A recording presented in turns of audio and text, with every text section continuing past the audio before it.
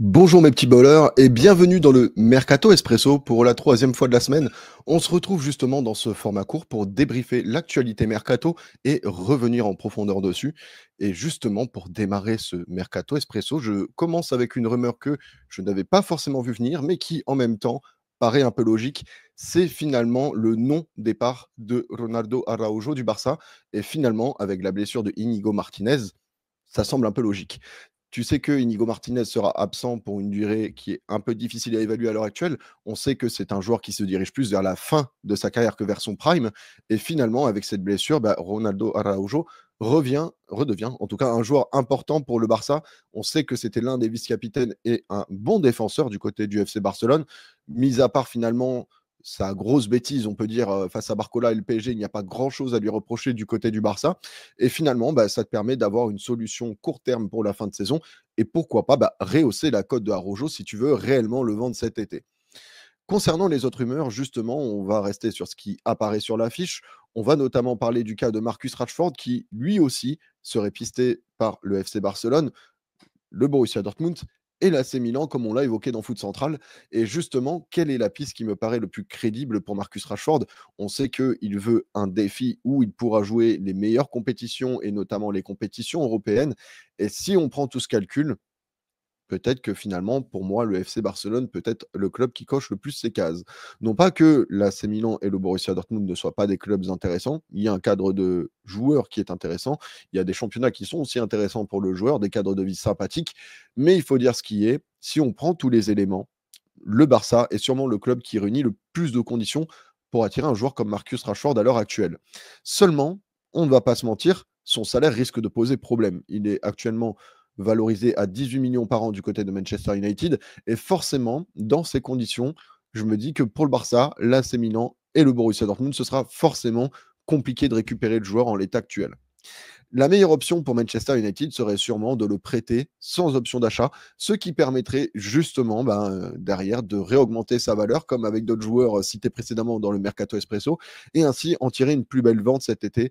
En tout cas, pour moi, je ne vois pas d'autre solution pour Manchester pour pouvoir évoquer le joueur le plus rapidement possible.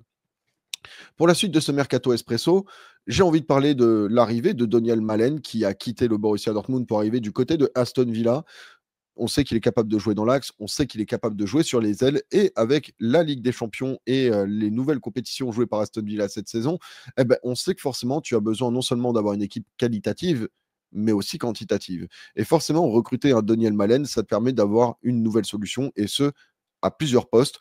Pas pour un prix si élevé, hein, finalement, le joueur est recruté pour 25 millions et Unai Emery et Aston Villa continuent de recruter plutôt intelligemment jusque-là. À voir comment le joueur se développe en première ligue et sous Unai Emery. Mais en tout cas, pour moi, le mariage a tout pour se passer de la meilleure des manières possibles. Même si, bon, on va pas se mentir, son expérience à Dortmund n'était pas la meilleure. Concernant l'avenir, Cristiano Ronaldo va évidemment prolonger d'un an du côté d'Al Nasser. Avec de tels émoluments salariales, on se doutait bien qu'un retour en Europe était très compliqué pour l'international portugais. Et même si secrètement, je pense que certains ont rêvé d'un retour de Cristiano Ronaldo au Sporting afin de boucler la boucle, finalement, le transfert ne se fera pas libre en tout cas. Et Cristiano Ronaldo restera un an de plus du côté de Al Nasser. Est-ce un bon choix? Sûrement. Il a l'air d'être épanoui là-bas. Il peut continuer à enfiler les buts et possiblement aussi se rapprocher des 1000 buts en carrière, ce qui, je pense, est l'objectif de CR7. Quoi de mieux que Al Nasser qui le met dans les meilleures dispositions finalement pour atteindre cet objectif, ce qui lui permet justement d'atteindre cet objectif sportif tout en conservant des émoluments salariales plutôt avantageux et avoir une fin de carrière plutôt tranquille finalement, avec moins de pression. On va pas se mentir. Cristiano Ronaldo, finalement, a tout intérêt à rester du côté d'Al Nasser. Je ne le voyais pas de toute manière aller autre part, vu ses déclarations récentes dans la presse. Et sur la dernière rumeur du Mercato Espresso, on va revenir sur le Paris Saint-Germain. Selon la presse, le Paris Saint-Germain viserait un attaquant grand et aérien. Et quand on voit justement la politique de Luis Enrique, qui fait plutôt jouer des faux neufs depuis le début de la saison et qui utilise plutôt Gonzalo Ramos, qui a ce profil comme un super sub, est-ce que cette rumeur est crédible? J'ai un peu du mal à le croire, dans le sens où j'imaginerais plus le PSG sur un faux neuf, étant donné le style de jeu de Luis Enrique. Et surtout, finalement, quand je regarde le mercato actuel, quel est ce joueur grand et aérien qui est disponible et sur le marché? J'ai beau chercher, bah, je ne trouve pas ce profil sur le mercato, ce qui rend ce transfert compliqué. Après, on ne sait pas, peut-être que des options peuvent se débloquer et qui n'ont pas été étudiées jusque-là. Pourquoi pas un prêt avec option d'achat ou juste le fait de relancer un attaquant d'un certain âge qui pourrait apporter son expérience au groupe. À voir comment ça se goupille. Mais de mon côté, j'imaginais plus un faux neuf qu'un vrai numéro 9 recruté par le Paris Saint-Germain. À voir comment se déroulera la fin de ce mercato.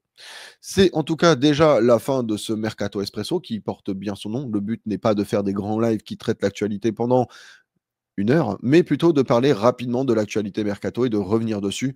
Objectif fait, je vous donne rendez-vous dès demain pour un nouvel Mercato Espresso. Si vous voulez que je traite certains formats ou certaines rumeurs, n'hésitez pas à m'en faire part dans les commentaires.